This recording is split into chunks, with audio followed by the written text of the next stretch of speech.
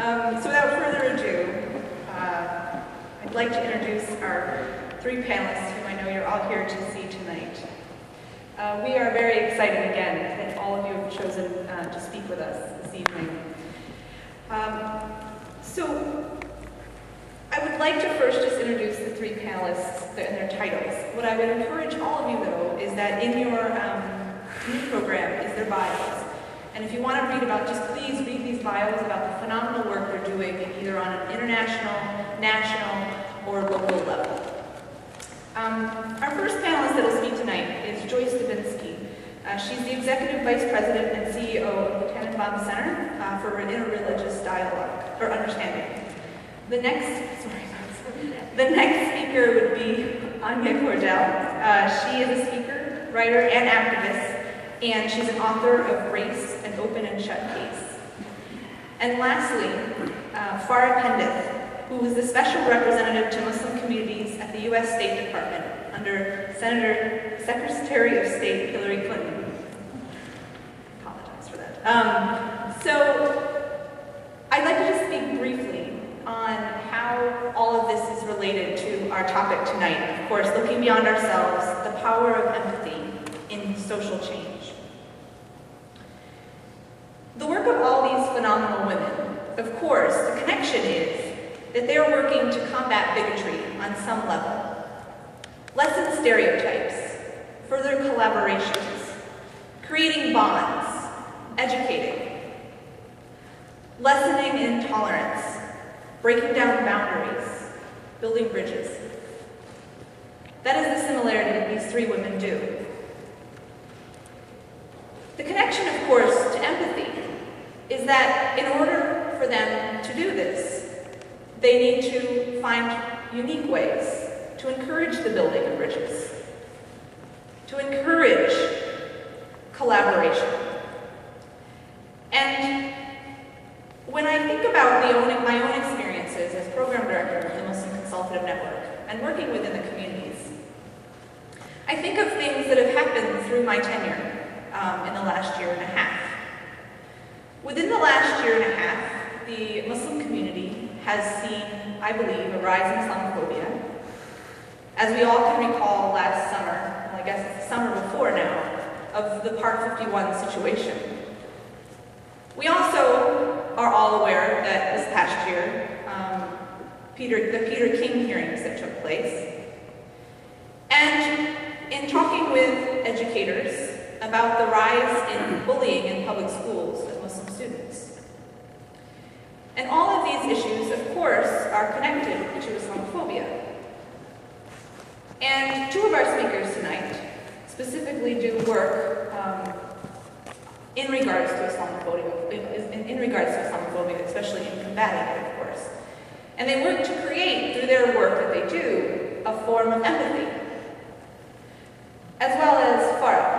She's here, and she is, on the international level, working to combat stereotyping from abroad, working to educate and encourage collaboration.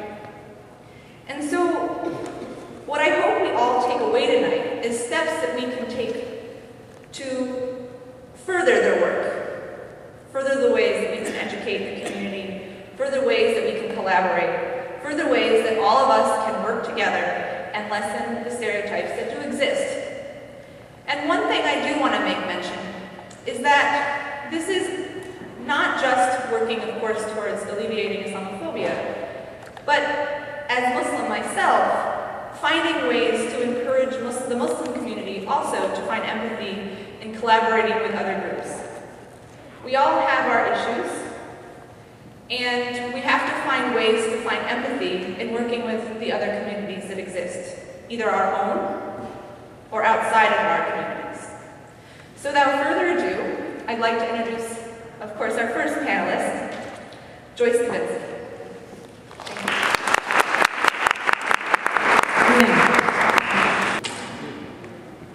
I kind of know how to do research for all work. All right, so my assignment tonight from Debbie was to tell you what drives me, how we do some of our work in Tannenbaum, and then to share some ideas about how each and every one of us can share this work together. And so I'm going to start with a story. It's one I've told a couple of times publicly, not too many. It's a true story. When I was 7, I'm not doing this right. Okay. When I was 7 or so, I lived in suburbia in what was a dead-end court. So there were 8 houses around the court, and in those houses we had 2 Catholic families, 2 Protestant families, and 2 Jewish families. And the Christian families had larger numbers of children than the Jewish families. There was me and my brother, and the other Jewish family next door had another 2 kids, and then there was the 4 kids and the 5 kids and the 3 kids. We all used to play together on the street in the court because there were no cars zooming by. And right before the summer started one year, we were playing a game that we sometimes played called War. And this time, it just kind of happened that my brother and I, who were the only Jewish kids who happened to be playing that day, were on one side of the war, and everybody else was on the other side. And we were kind of at a face-off, and suddenly one of the kids screamed at my brother, "You bastard." And my brother, I was 7, so he was about 4, went behind me and started to cry. And I said, "Don't you say that to my brother." And he said, "Jew bastard, Christ killed him." I said, "You can't talk to my brother like that." And he said, "Yes, we can," and we went inside.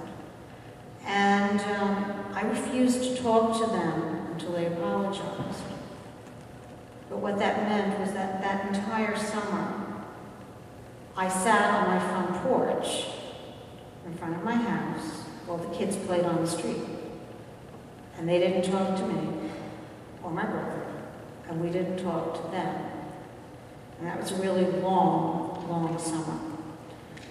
Toward the end of that summer, the father of the largest family of Christians came to my father and sat down with him. And I actually remember looking out the window to see what they were doing, because I couldn't imagine them talking. And Mr. Frigola said to my dad, "My wife is a bigot, and I'm really sorry, but this is not good for our children. This has got to stop. And we've got to do something about it. And they've got to start playing together tomorrow." And my father agreed. And he came in and he said, "Tomorrow you will play with the other children." And it was very tentative that their father, Mr. Frigola, said the same thing to them. The next day, everybody's on the street, and we started talking, and we started to play. That was a profoundly important experience for me, and I suspect that it's not dissimilar to the experiences that some of your children have today, or to experiences that many of you have had, either with your peers or in the workplace, or just generally in your lives. It's what drives me, and I can trace throughout my entire career that I've really been driven by just trying to achieve what I consider to be justice and respect. Respect for all of us and all of our differences. No. Yeah. Okay. So today I want to tell you about it. And that's where I try to do this work. We are a secular organization, and our focus is on combating religious prejudice. Our goal is to make respect a lived reality and to put it into practice in concrete ways. And so for me, this is taking empathy, or if you will, emotional intelligence, and the capacity to really see and recognize the other and their humanity, and translating it into behavior, how we treat each other.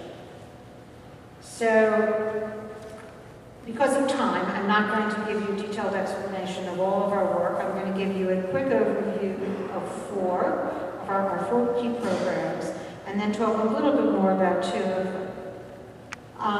In workplace, we work to ensure that there's religious accommodation for all people when they go to work, believers and non-believers. In conflict resolution, we work with men and women all across the globe who are working for peace in very dangerous situations and armed conflicts, and who are being driven to do this because of their religious beliefs. Healthcare. Anybody here never go to the doctor in their whole life? Okay, well, at least 41% of you have sometimes made a decision in your health care based on a religious belief. And less than 1 in 10 physicians ever in their career asks about religion. They don't know how to figure it out when you're making a decision to fast and not take your meds, and then that's the reason why you're having problems with your cure. It's a problem, we train in that, and we're trying to change how health care is provided. Education. We teach teachers, we train them how to teach about difference and about religion, because we think that it's important for every child to learn that difference is normal. Now, just a little bit more about the workplace, and then a little bit more about our education work.